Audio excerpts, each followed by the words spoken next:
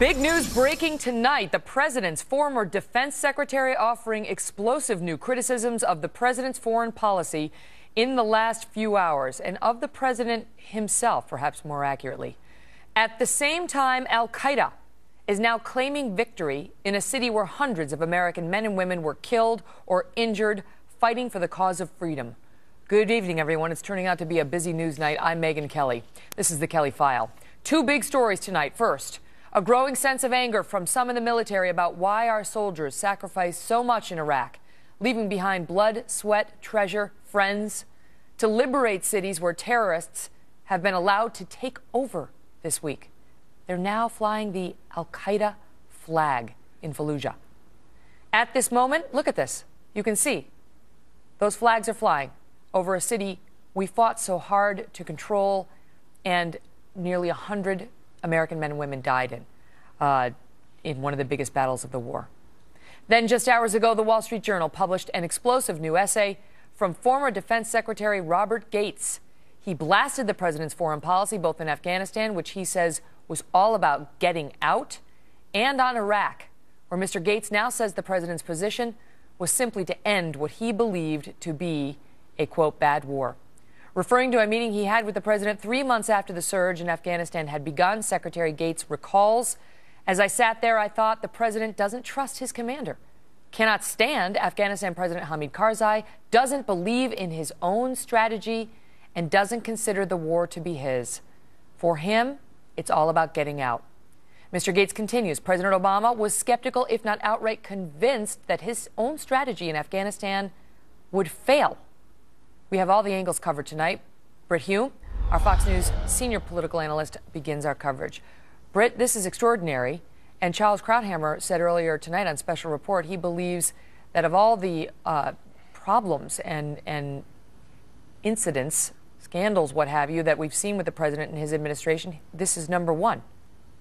Well, perhaps, Megyn, and certainly this is damning criticism of the president and his foreign policy and of the behavior of those around him. It is not quite so rough on the previous president, President Bush, with whom Secretary Gates said he had more in common and whom he served long after most of the main foreign policy decisions of that administration had been made. And it is also extremely hard, if not hardest of all, on Congress. So nobody comes out of this very well. And I might add, Megyn, that I'm not sure Secretary Gates comes out of this all that well either. If he thought these things and felt them as strongly as he says he did, one wonders why he stayed as long as he did and why he didn't say so at the time. Mm-hmm. Well, let's start with the criticism, because it seems rather extraordinary to have a defense secretary go after the commander-in-chief in this way, although he also praises President Obama. I mean, he talks about his decision to go after bin Laden as one of the most courageous decisions he's ever seen. So it wasn't like it was just a big, long hit piece on the president, or his book is a big, long hit piece on the president. But nonetheless, he had criticisms of the president. And he talks, for example, about how he does not believe that the White House can be trusted necessarily, that he believes, as he put it, I felt agreements with the Obama White House were good for only as long as they were politically convenient. And then he goes on to talk about the tone between the president, the commander-in-chief, and his military commanders, saying, all too early in the Obama administration, suspicion and distrust of senior military officers by senior White House officials, including the president and vice president, became a big problem for me. He goes on. Senior White House officials regularly engaged in aggressive, suspicious, and sometimes condescending and insulting questioning of our military leaders. And he talks about how unhappy he was in the job as a result of that relationship, in part. Well, I think some of us who observe this administration are not altogether astonished to hear these things. We're somewhat surprised to hear them in this form from this man. But this sort of attitude toward the military has not been entirely uncommon among Democrats and among Democratic presidents. One remembers the behavior toward some of the military in the early phases of the Clinton administration, where this kind of thing happened.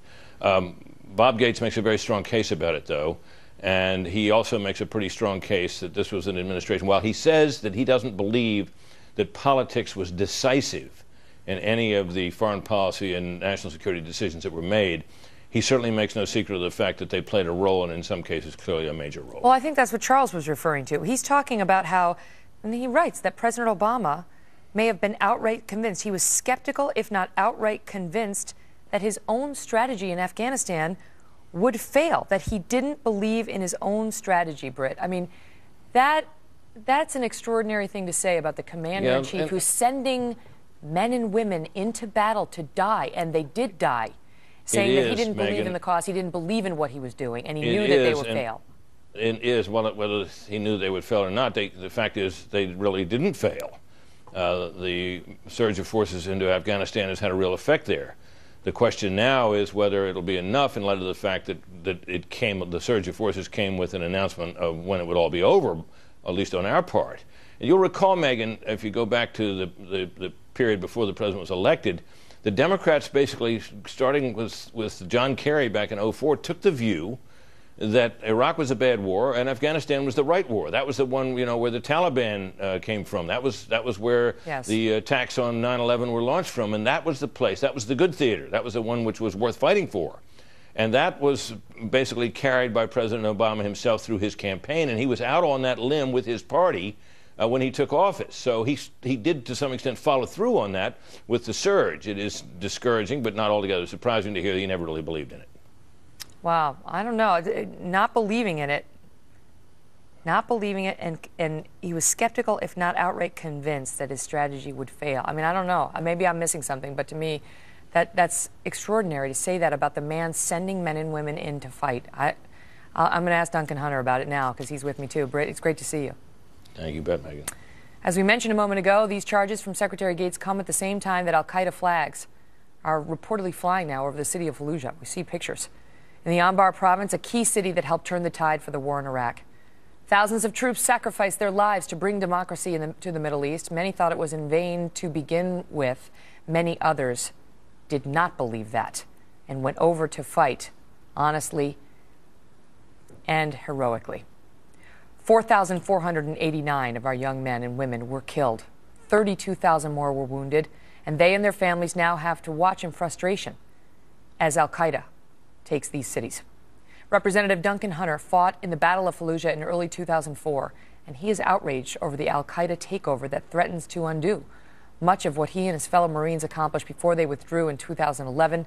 He is with us now, Representative Duncan Hunter, who is a Marine veteran of not just the war in Iraq, but also Afghanistan. So let me just start with you, Representative Hunter, on where I left off with Britt, on the Mr. Gates matter, and then we'll get to Iraq. Because I understand, Britt's point about the president saying he doesn't necessarily believe in the strategy, but he's, sort of committed to this is the war he's going to see through. But do you see something extraordinary in the commander-in-chief, according to Mr. Gates, being skeptical, if not outright convinced, that that strategy he was sending men like you in to fight would fail? Yeah, no, I'm not surprised. And what you see here, what I see here, is a political squandering of military victories and an abandonment by this administration of everything that we did in Iraq, in Fallujah, Ramadi, Basra, Baghdad, all these different places where we fought, where we killed terrorists, where we set the people free, where we got the people on our side. In the Sunni Triangle, Fallujah, after the surge in 2007. I was there in 2004, in April of 2004. But after the big surge, Fallujah was a relatively peaceful place. So was Ramadi. It had transformed because the people finally had freedom. They were able to vote. We had the local sheikhs on our side. And what you had going forward to 2010, when President Obama refused to get a status of forces agreement with the Iraqis, this is point B, that is point A. What he did, his abandonment of Iraq, led directly to al-Qaeda taking over what the Marines and the Army had cleared, and what we had set up and what we had helped with the Iraqis. The president, by failing to get a status of forces agreement, because it was the bad war and didn't want anything to do with it for probably purely political reasons, I think, he abandoned it, and here's what we have. This is a direct correlation, point A, point B, here's where we are. Al-Qaeda now controls what we fought so hard to free. Mm-hmm. I know that there are a lot of, and we're talking about Iraq now, so we've switched over from Afghanistan to Iraq, but I know that a lot of veterans who fought in Iraq and to help secure these cities are wondering tonight, because it's been reported now, what did we fight for? What did we lose our comrades for?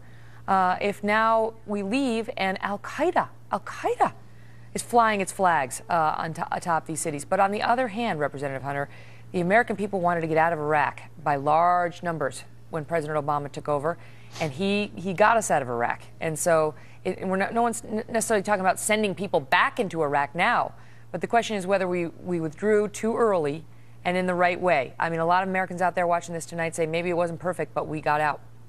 Yeah, but we won in Iraq. My dad wrote a book called Victory in Iraq. My dad was a congressman, too, and he was chairman of the Armed Services Committee while the war was going on. He wrote a book called Victory in Iraq, How America Won the War. We had won the war by 2010.